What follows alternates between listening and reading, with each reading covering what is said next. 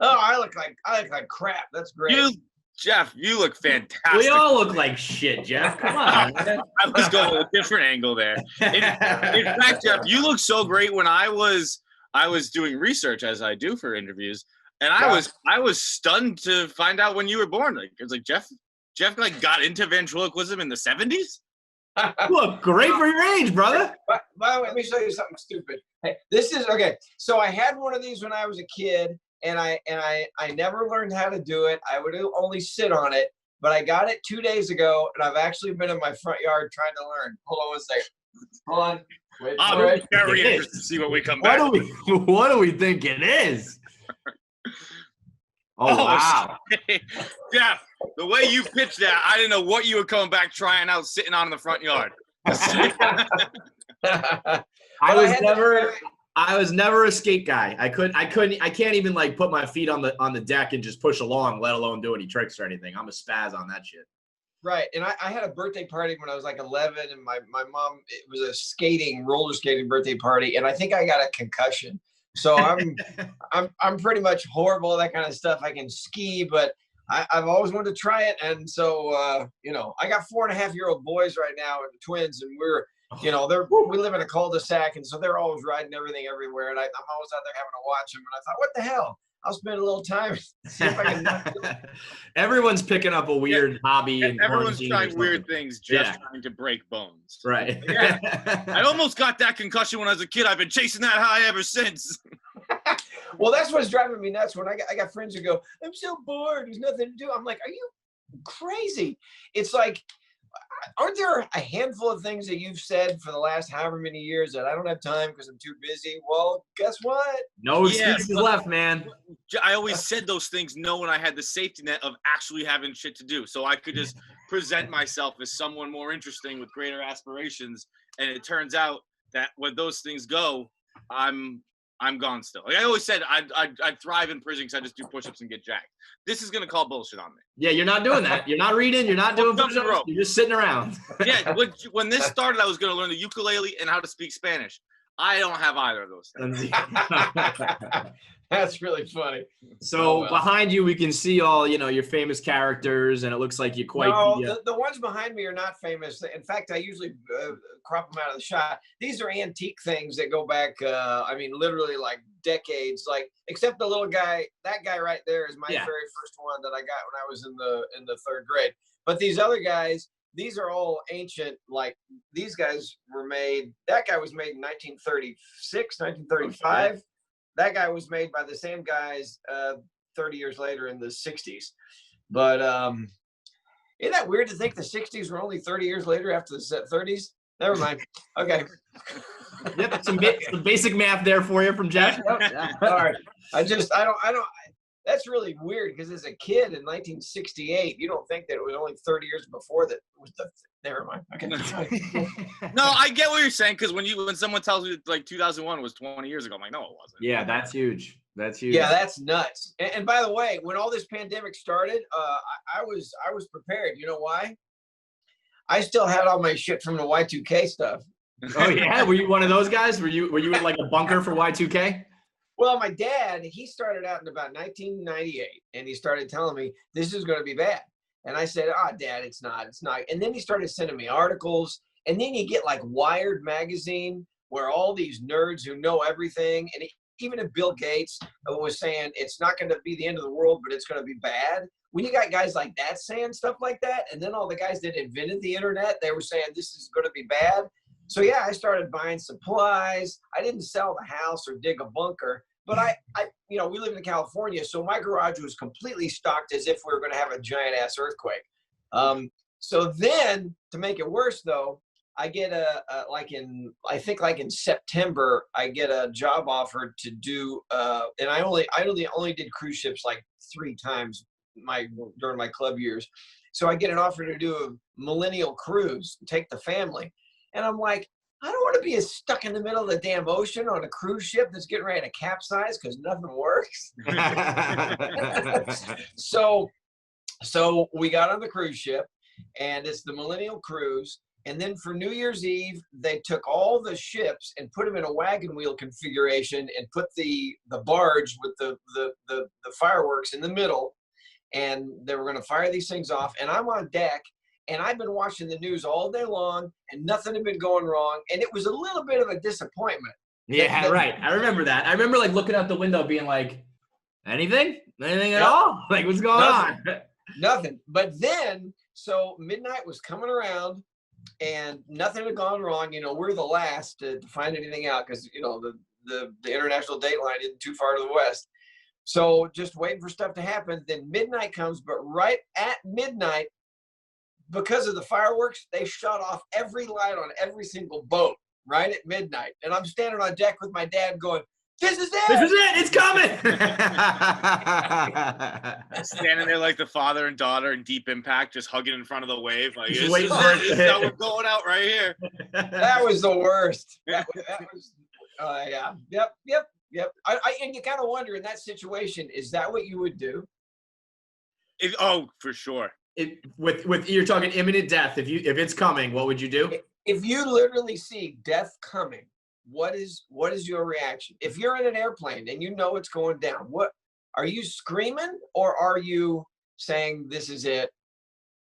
I'm saying I give up so easily on things. It's unbelievable. I have just a staggering ability to go, fuck it. And I remember reading a poem, which was supposed to be really deep when I was younger as a kid, about an astronaut who'd been lost in space. He'd like been separated from his ship, and he's spinning, and he's going directly towards an asteroid, and he knows he's going to die and it's going to kill him. And in his mind, he's wondering, am I going to hit it facing forward like a hero, or is it going to kill me? Am I going to have my back to it like a coward? And even as like a 7-year-old, I was like, dude, who cares? You're dead. Good point. Like, who cares what you're doing? You're going out, man. Fucking who cares? Stop stressing out about dying. You're dying. It's happening. Yeah. Well, my big conundrum right now is I know there's a handful. Maybe you guys can tell me. You keep in touch with the public better than I do. But so take every comedian and like guys like me who have no work right now whatsoever. Nothing.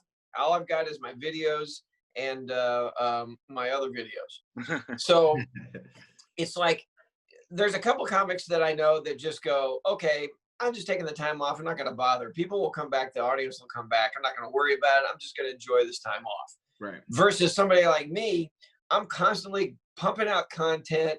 I'm trying to make things interesting, trying to entertain a little bit. A, to entertain a little bit, but also B, I'm not stupid. I want the audience to stay there, and I want the tickets to sell when I come back. Mm-hmm. So I'm like, I've been busting my ass with these videos and building dummies and doing all that crap. And I'm just like, do people appreciate it? Do they? Yeah, I think so. We've kind of been doing the same thing. We added a couple of new shows to like our lineup. And, you know, for a while we were doing a nightly game show. We do a weekly happy hour show. So we're just like adding more and doing more. I feel like we're working more than ever. And I've gotten enough response from fans being like, thanks for all the extra content, you know, keeping us entertained during quarantine. So I bet, you know, it's like anything else. You'll only hear from like the assholes on the internet. No one's ever nice on the internet, right? But I think people understand what you're doing. Yeah. All right. Well, if they don't, Jeff, fuck them. Yeah, exactly. Yeah, but I know, but I could be learning to skateboard better. Well, I was checking out some on your YouTube. You have some of the videos, and I had no idea. Like I was a Jeff Dunham fan when I was younger. I used to watch with my parents all the time and stuff like that. Thanks. And I never had any idea you create these characters. I thought I built it myself. The only one I didn't build myself was the Peanut, because he's a soft like a Muppet character. And he was made by somebody else, old lady now. Her name's Verda, but she made Peanut back in '87, I think. I would absolutely guess that a old woman who makes ventriloquist dummies is named Verda. That makes perfect sense to me. Well, again, I make all what are called the hard figures, meaning they're made out of fiberglass or wood, or now I'm printing the heads on the 3D printers. But I want to show you the new guy because we're doing a video. I'm starting to shoot it this week. And by the way, I used to have a crew.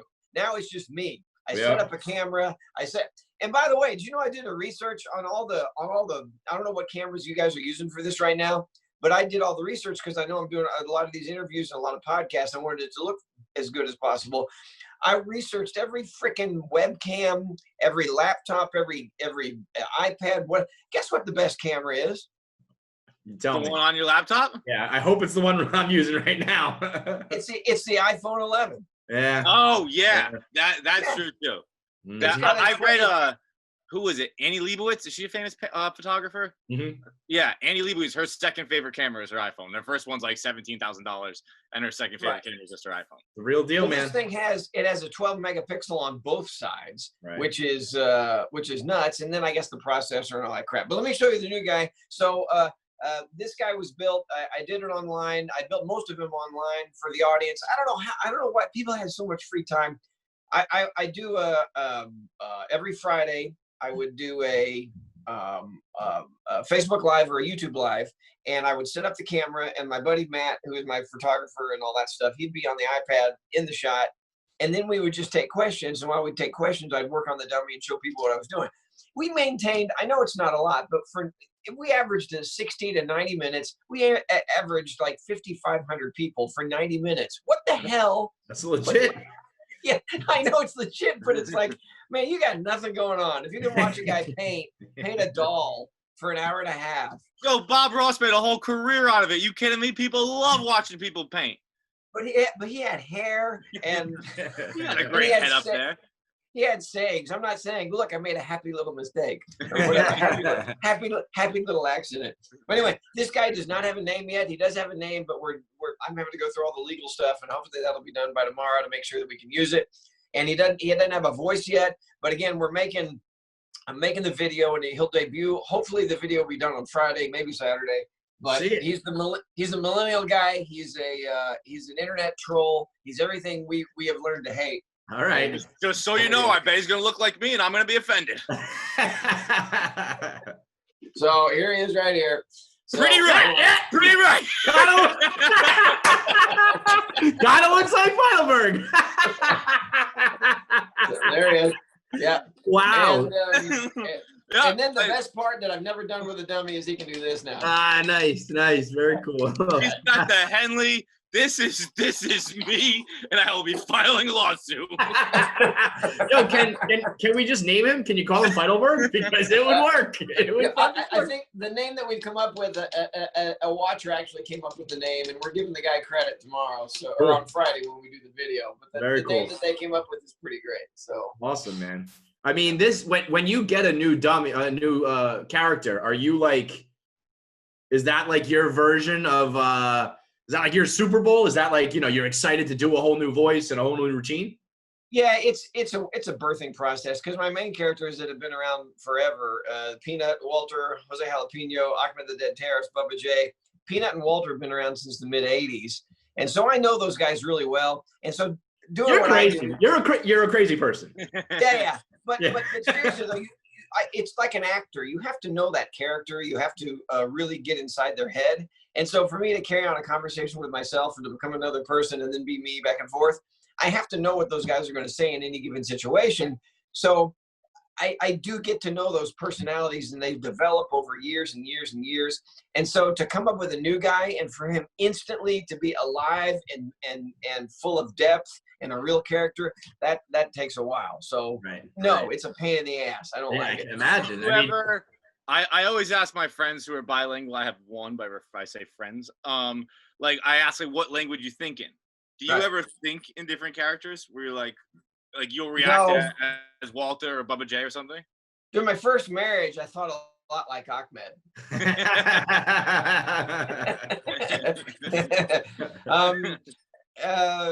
No, I'm not, there's stories about ventriloquists that are actually freaking nuts that, you hear about stories about them in the green room at the comedy club screaming at themselves and having arguments in the hotel rooms. I don't have any colorful, great stories like that. I've never been really freaked out. The only time I was really freaked out, I remember I was driving in college. I had my big giant family car my parents gave me. The dummy was in the trunk, or in his trunk in the back seat, and I'm driving along, and something happened that I don't know if it was a bump I hit or whatever, but the case moved as if the dummy was moving the case and trying to get out.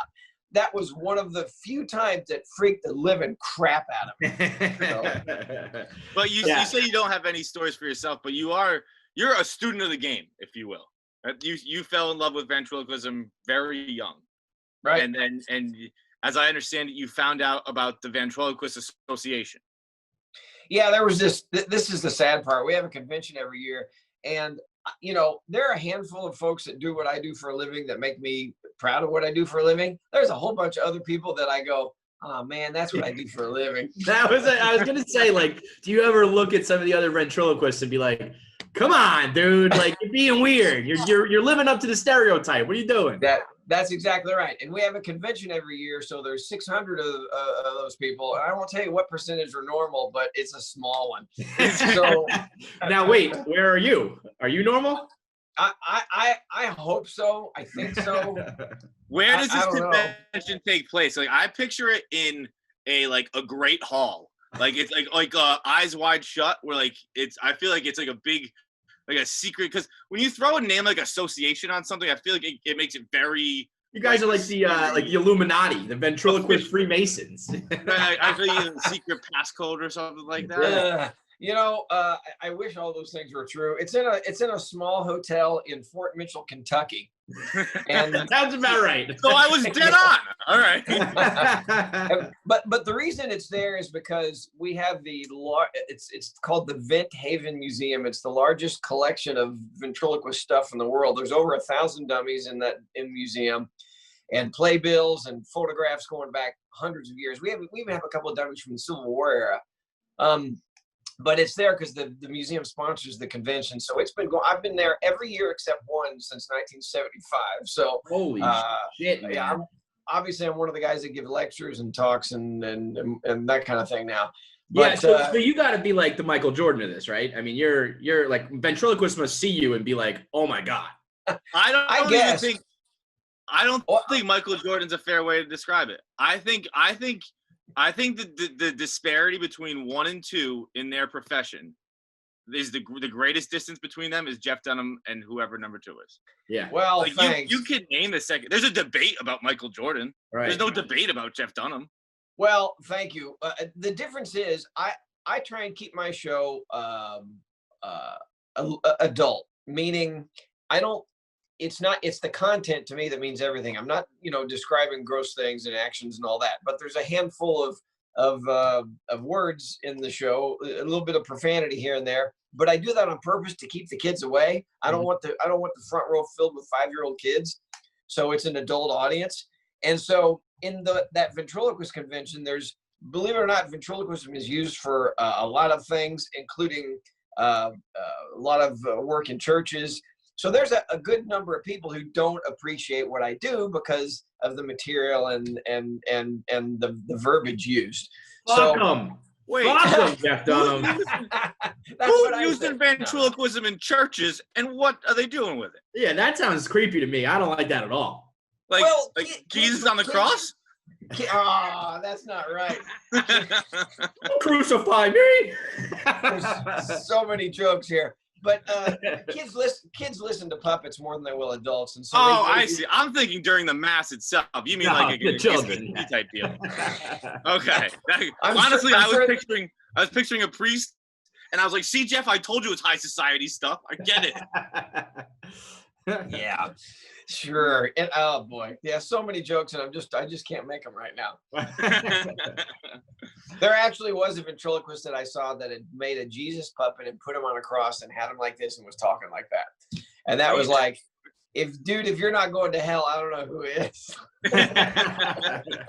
When if laughing at that stuff gives you a seat, guess who's coming with you? This guy. I guess so. Yeah. Whatever. But another question I had was, when you were so young, you were in 7th grade, I believe, when you really fell in love with ventriloquism. And at what point did you realize, like, oh, not everyone does it? Because it seemed like, I listened to you on Mark Maron, and it seemed like you very quickly fell into ventriloquism. Yeah, I actually started when I was in the 3rd grade and was doing, fairly decently by 4th and 5th grade, doing birthday parties. Here, wait a second. Hold a second. This is So when I was in the fourth grade or fifth grade, I was doing pretty well, doing birthday parties and getting paid for it. This is the actual ad that I made up and wrote around and put it in mailboxes on my bicycle. But this is the actual one. I'm hiding the phone number because it's still my mother's phone number. Come on, that's unbelievable. That's a $5. That's crazy. That's a museum artifact right there. That's awesome. Yeah, it's still the actual paper too. Yeah. So as a kid, I knew that's what I wanted to do for the rest of my life. And people ask me, did you get made fun of? And I think what it was is even the material I chose and wrote or did, even in fifth and sixth grade and on through junior high and high school, I think it was because I was up there making fun of the principal. I was making fun of the teachers. I was making fun of the lunch ladies and the coaches.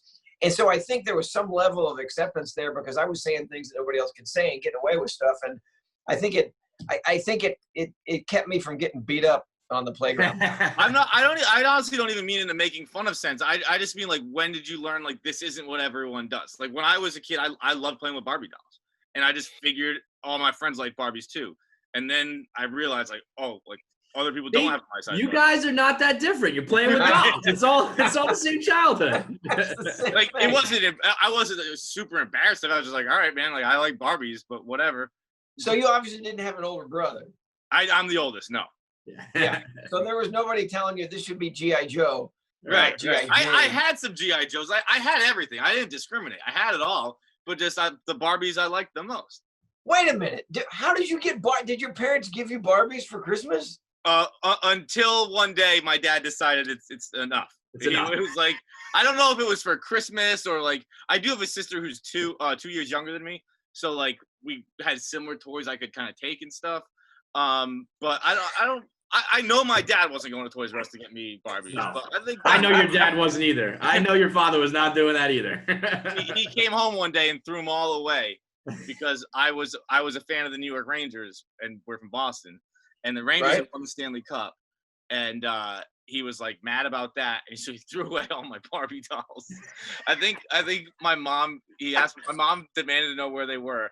And my dad just said, I guess quoting Don Corleone, he said, "They sleep with the fishes." And I just wow, that's the greatest story ever that you probably shouldn't tell. Yeah, I feel better about myself now. It was at least those are most of my stories.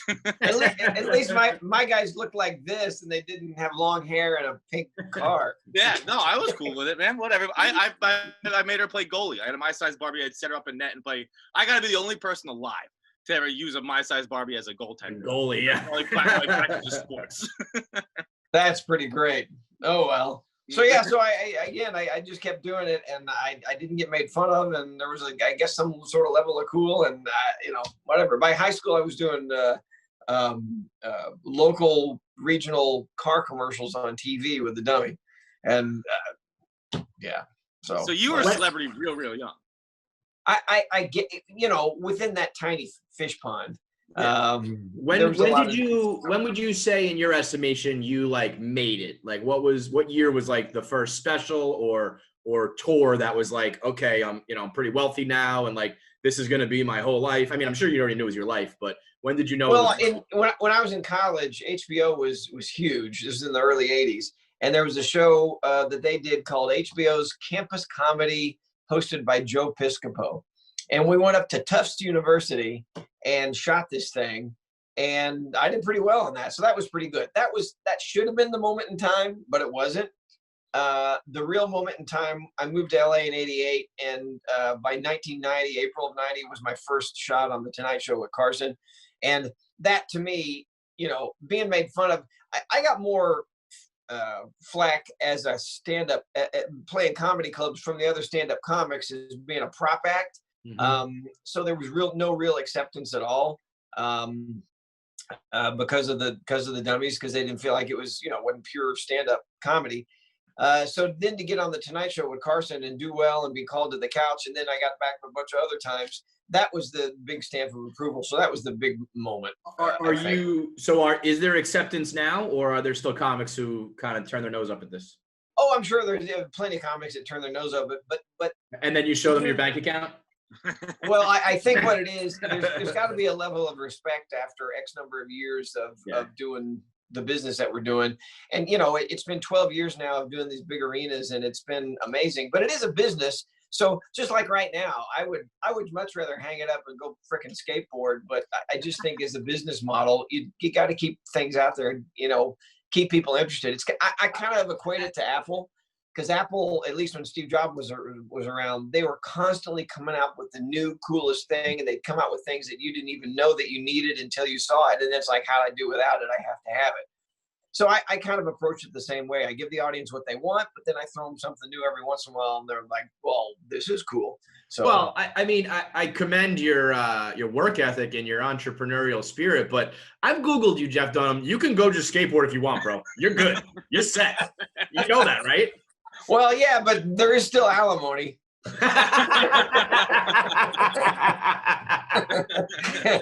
I know how that goes. I appreciate that reference. Yeah, when they figure in those worth things on, you know, how much is so-and-so worth, they don't figure out that they forget to put the minus X percentage. Well, even still, I think you're doing pretty good, man. Well, thanks. Good enough to the point that I know you're kind of on this coronavirus donation crusade, going after the people who are knocking off some of your slogans and characters. Yeah, you know, we fought. There's not an artist out there, especially bands that fight the fake merchandise and, you know, teams and all that stuff. So we've put up with it and fought it left and right for years and years and years. And, you know, some fake guy comes up with fake merchandise on Facebook. We send it in. I got a couple of lawyers that work on this. But then when they started taking advantage of COVID and the pandemic and started using my characters for that, then I kind of said, all right, that's it, that's enough. And this is to the point that they're using, you know, a guy holding a shirt, a fake shirt that they've made, putting my head on the body, and it's just photoshopped all to hell.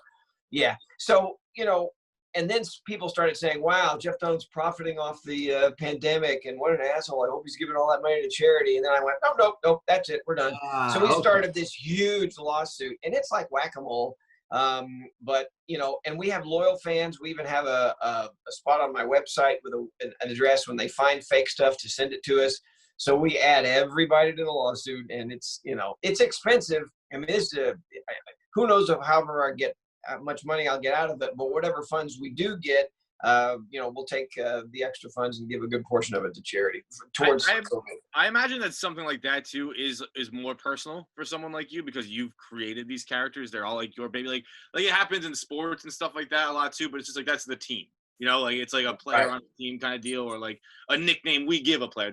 That's not in the same thing as this at all. But like, if it's something you worked and birthed and raised as a character, I feel like that's a little more personal to have someone steal that.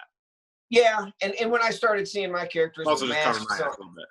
yeah, when I started keep seeing my characters with masks on, it was like, yeah, this is just crap.